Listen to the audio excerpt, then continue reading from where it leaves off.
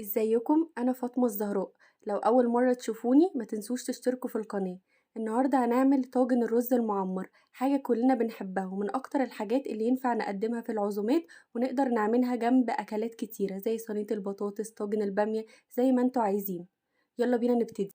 هنحتاج 3 كوبايات من الرز، و3 كوبايات من اللبن، وكوباية مية. مقدار الرز المعمر بيكون مختلف تماما عن مقدار الرز العادي. بنشوف احنا حطينا كام كوباية رز وبنزود عليهم كوباية. انا هنا حطيت 3 كوباية لبن، وحطيت عليهم كوباية مية، عشان خاطر المية من الحاجات اللي بتساعد الرز ان هو يستوى اسرع. وحطيتهم على النار وغليتهم مع بعض، خليتهم يكونوا مغليين. دي حاجة بتخلي التسوية بتاعته تكون اسرع. جبت طاجن وحطيت فيه الرز، هكون غسلاه ومصفياه كويس. وبعدين هجيب حوالي 3 معالق زيت، وهقلب الرز. انا بحط زيت عشان خاطر الزيت بيدي لمعة شوية للرز. وهحط 3 معالق سمنة وهقلبهم كويس. لو عجبكم الفيديو ما تنسوش تعملوا لايك وشير واشتركوا في القناة وفعلوا زر الجرس. عايزة اقول لكم ان الرز المعمر ده انا من اكتر الحاجات اللي بحبها بطريقة فظيعة، وكمان شكله في الاخر هيطلع تحفة. واحنا بقى بنقلب كده الرز المعمر، عايزاكم تسخنوا الفرن على درجة حرارة 200.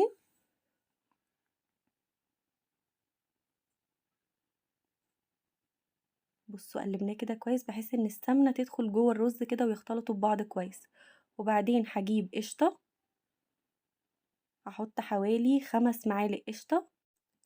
ممكن تستبدلوها بكريمة لباني لو عندكم قشطة او كريمة لباني زي ما انتوا عايزين.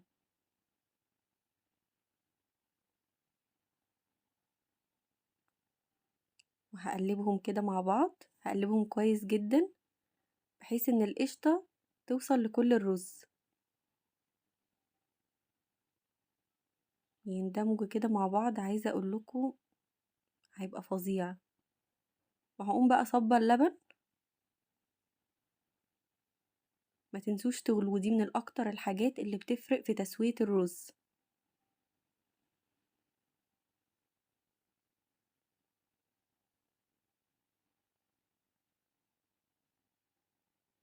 وبعد كده هنحط الملح،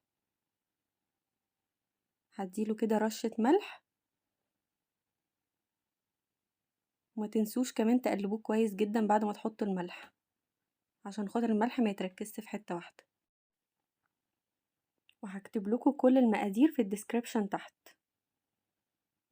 بصوا طريقة الرز المعمر مفيش اسهل منها، ومن اكتر الحاجات اللي طعمها حلو جدا، وبتبقى حلوة جدا لو عندك عزومة، بيبقى شكلها حلو قوي على السفرة. وبعد كده اخر خطوة هعملها، هقوم جايبة بقى قشطة وحطها على الوش. هي دي بقى اللي في الاخر هتديني اللون الجميل الذهبي ده، والرز كله هيبقى متغطي. في كمان حاجة هقولك عليها، ممكن نسيب الرز منقوع في اللبن لمدة ساعة او ساعتين على حسب، لو عندك وقت ممكن تعملي كده. ده بيضيف لطعم الرز وبيخليه اطرى شوية. لو ما عندكيش وقت عادي مفيش اي مشكلة. وهتدخليه الفرن على اعلى درجة حرارة عندك، على رف اوسط. وهنحطه لمدة 20 دقيقة 30 دقيقة على حسب سوى الفرن بتاعك. بصوا اما طالع بقى شكله جميل ازاي وتحفة، بجد طعمه فظيع. نعمل طريقة الرز معمر بالكبد والقوانص. يلا بينا نبتدي. هجيب طاسة واحط فيها معلقة زبدة،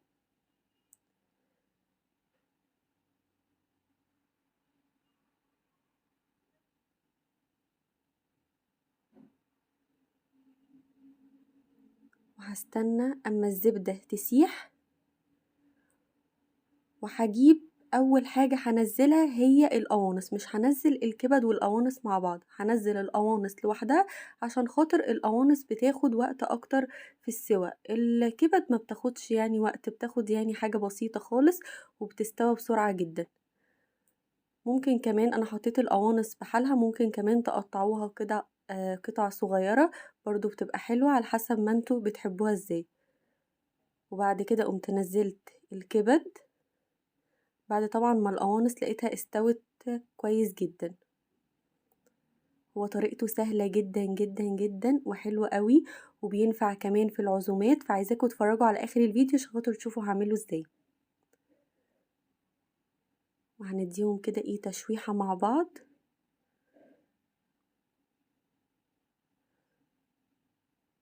حطيت رشة ملح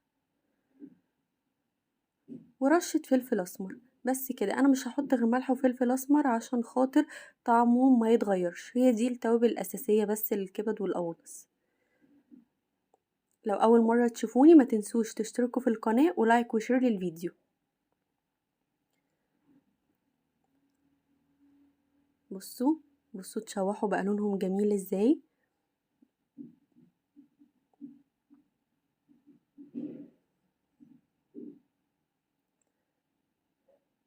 بس كده. وبعد ما يتشوحوا واتاكد ان هما استووا، بنزل ببصلايه متقطعه صغير، وهديهم كده ايه تقليبه مع بعض. ونزلت بفلفلايه صغيره. بصوا عايزه اقول لكم، يعني انا ما اقولكمش الريحه عامله ازاي، بجد طعمه بيطلع فظيع فظيع فظيع. لازم تجربوه، عايزاكم تقولولي ايه رأيكم في الكومنتس. ده كده انا خلصت خطوة الكبد والقوانص. يلا بينا نخش على الخطوة التانية اللي هي الرز المعمر. انا هعمل كوبايتين رز معمر، يبقى كل كوبايتين بحط عليهم كوبايتين لبن وبزود كوباية مية. الرز المعمر بياخد مقدار اكتر شوية. أنا قبل كده كنت عاملة الرز المعمر معاكم وقلت لكم بنعمل الطريقه ازاي، هسيب لكم برضو اللينك بتاع الرز المعمر تحت في صندوق الوصف. اول حاجه بجيب طاجن وبحط فيه معلقه زبده او سمنه وبدهنه كويس، وجبت كوبايتين رز وكنت غسلاهم كويس، قوم حاطه معلقه سمنه، واقوم بقى ايه مقلباهم كده كويس عشان خاطر السمنه تدخل في الرز كويس قوي. هفضل اقلب اقلب اقلب لحد ما كل الرز يجي فيه سمنه. وبحط كمان نقطة زيت كده مع حوالي معلقة زيت ولا حاجة عشان خاطر تخلي الرز كده يبقى يلمع ويبقى مفلفل وجميل.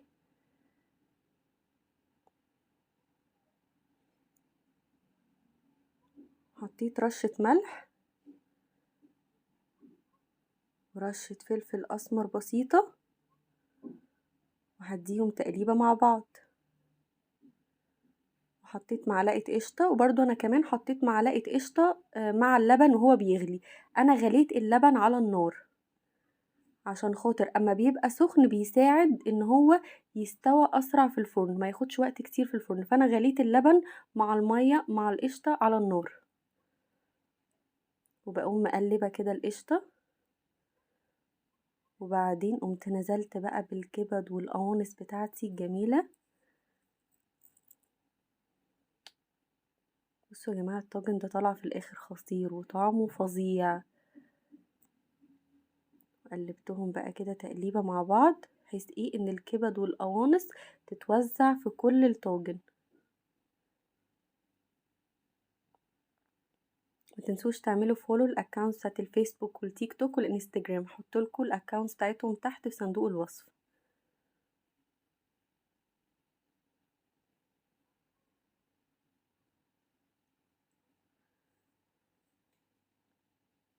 لو اول مره تشوفوني، انا فاطمه الزهراء، ما تنسوش تشتركوا في القناه.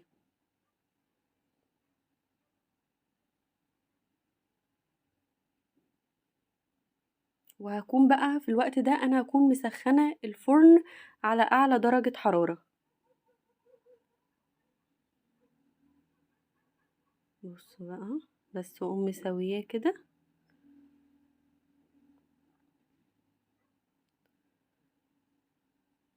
ده خلاص انا اتاكدت ان كل حته في الرز جه فيها الكبد والقوانص، وزعتهم على قد ما اقدر.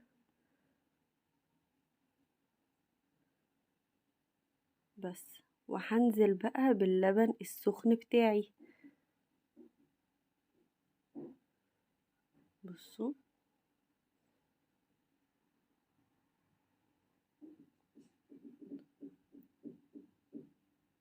هكون بقى مجهزة القشطة، وهحط قشطة كمان على الوش.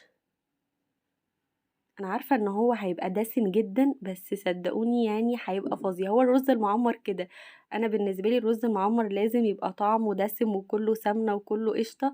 انا بحبه بصراحة يبقى دسم، محبوش يبقى ناشف ابدا.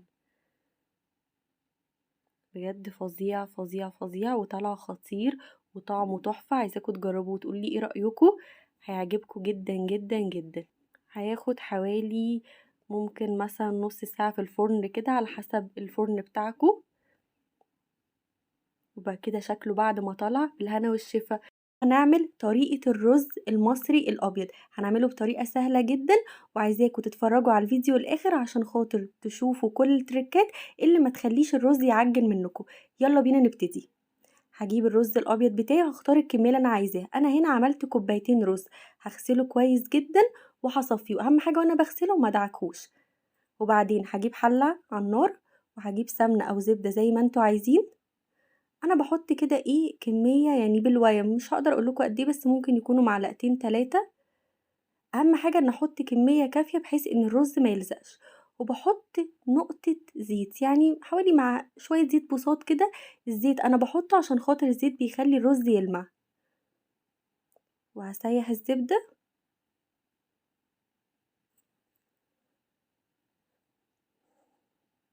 ما تنسوش لايك وشير للفيديو، هكتب لكم كل المقادير تحت في صندوق الوصف.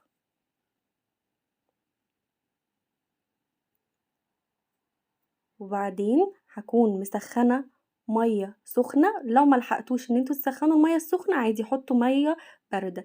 الرز بقى الابيض بيتعمل ازاي؟ على كل كوباية رز بتاخد كوباية مية. دي القاعدة بتاعت الرز الابيض المصري، كل كوباية رز كوباية مية. يعني انا حطيت كوبايتين رز فاحط كوبايتين مية. انا حطيت هنا كوبايتين ميه وربع كوبايه عشان خاطر يعني انا عارفه نوع الرز بتاعي بيحتاج مقدار ميه اكتر شويه. وحطيت رشه ملح. حاولوا على قد ما تقدروا ان انتوا تثبتوا نوع الرز بتاعكم عشان خاطر تبقوا عارفين هل هو بيحتاج كوبايتين بالظبط المقدار بالظبط ولا محتاج شويه ميه زياده. بس وحطيت رشه ملح وبستنى الميه تغلي. اول ما الميه تغلي بسقط الرز.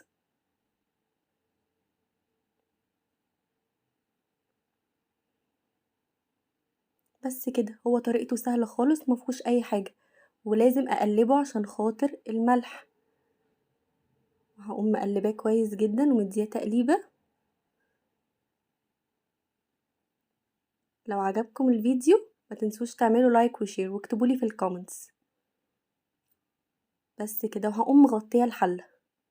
مفهوش اي حاجة، ما بياخدش دقايق، هو دقيقتين بس والرز الابيض يكون جاهز. وبعدين هستنى المية تغلي. اول ما المية تغلي هقوم موطيه على الرز وشايلاه وحاطه الشياطة. لو ما عندكمش الشياطة مش مهم، ما فيهاش اي حاجة، بس اهم حاجة اول ما الرز يغلي نوطي عليه ونسيبه يستوي على نار هادية.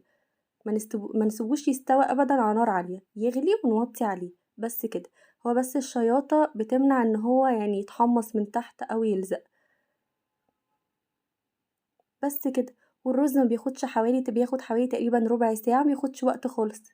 بس وهتاكلوا احلى رز ابيض مصري، وهيكون مفلفل ومش معجن خالص. اهم حاجة ان احنا نظبط كمية المية وما تكونش اكتر من الرز.